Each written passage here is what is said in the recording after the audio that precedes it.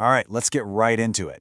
Today, we are diving deep into one of the most powerful tools in all of modern medicine, gastrointestinal endoscopy.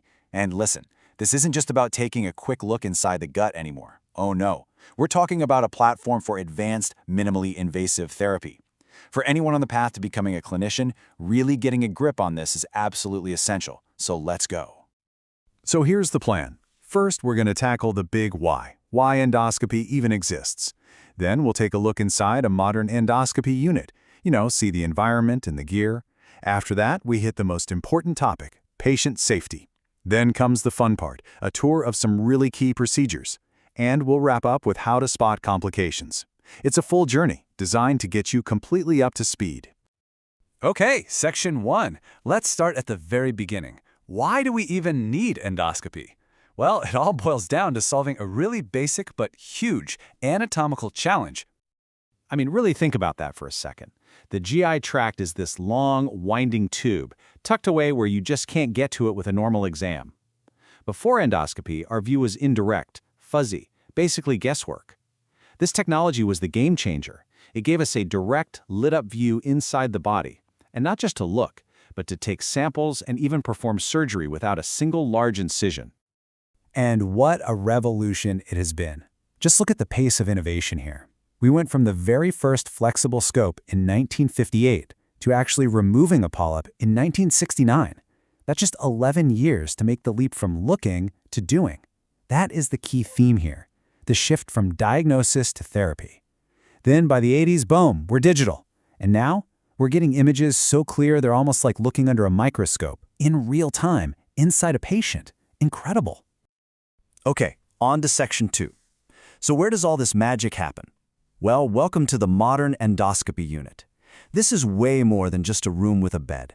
It's a high-tech suite with video processors, monitors, light sources, insufflators, the whole shebang. And it's all built around the real stars of the show, the endoscopes themselves. And here they are, the absolute workhorses, the gastroscope and the colonoscope. Now, they might look kind of similar, but they are totally different beasts, each a little marvel of engineering. The gastroscope is shorter, built to navigate the tight corners of the esophagus and stomach. The colonoscope, on the other hand, is much longer and more flexible, designed to safely make its way through all the loops of the large intestine. You can't talk about these amazing tools without talking about how we keep them clean. And this is serious business, because you can't just throw these scopes in a steam autoclave. It would destroy them. Decontamination is this intense, multi-step process. The key takeaway here is that it's not just a quick wipe down. It is high-level chemical disinfection. Every single channel is brushed and flushed, and every scope is tracked to every patient and every cleaning cycle.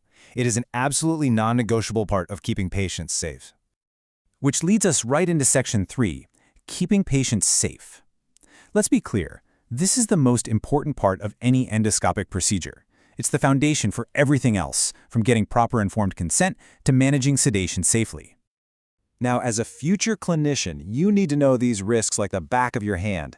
This is what informed consent is all about. And notice something really important. The most common serious problems often don't come from the scope itself, but from the sedation. The other risks, like perforation or bleeding, really depend on what you're doing, but every single one has to be discussed with the patient beforehand. So, how do we handle that number one risk? With a strict, rock-solid protocol. Safe sedation isn't just a good idea, it's a checklist you live by. You tailor the dose to the patient. You give every single sedated patient extra oxygen. You watch their oxygen levels constantly with a pulse oximeter. And you always have a dedicated person monitoring them, with reversal drugs and resuscitation equipment ready to go at a moment's notice. Another huge safety point is anticoagulation. Deciding whether to stop a patient's blood thinner is all about balancing two things. What's the bleeding risk of the procedure we're about to do versus the patient's risk of having a clot if we stop their medication? A simple diagnostic scope, that's pretty low risk.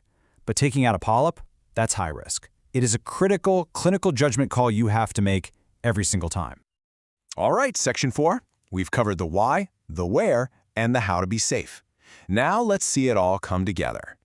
It's time for a tour of some key procedures to see this stuff in action.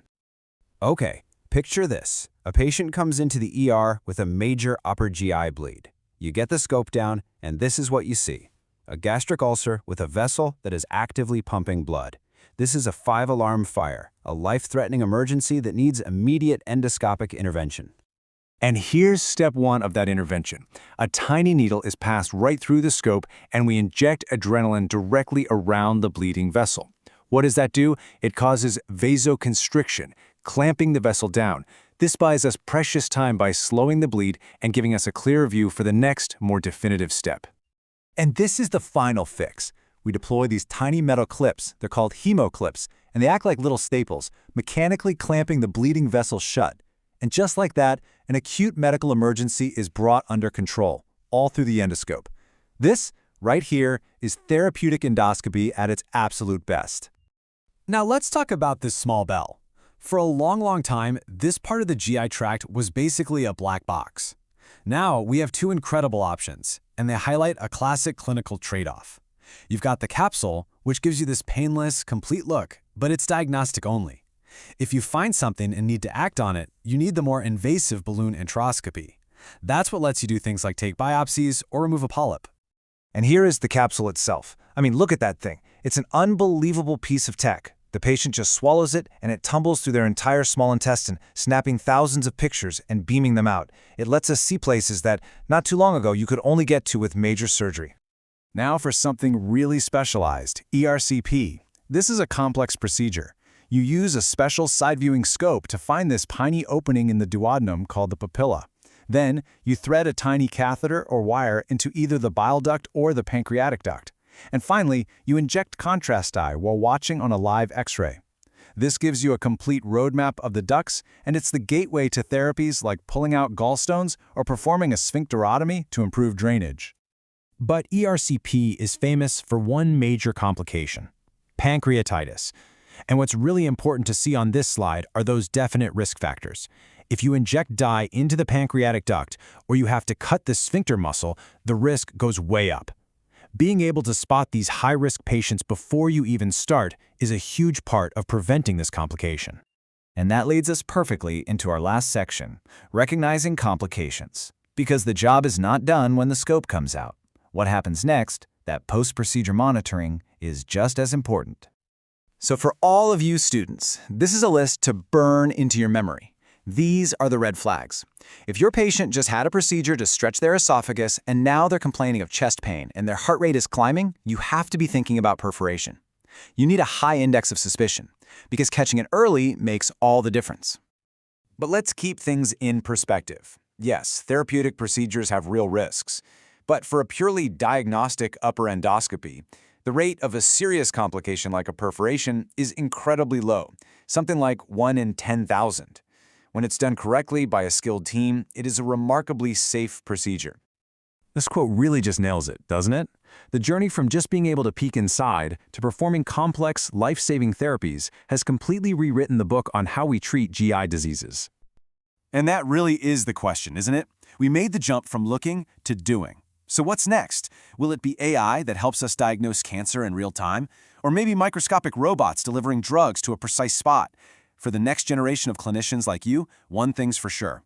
This story is far from over.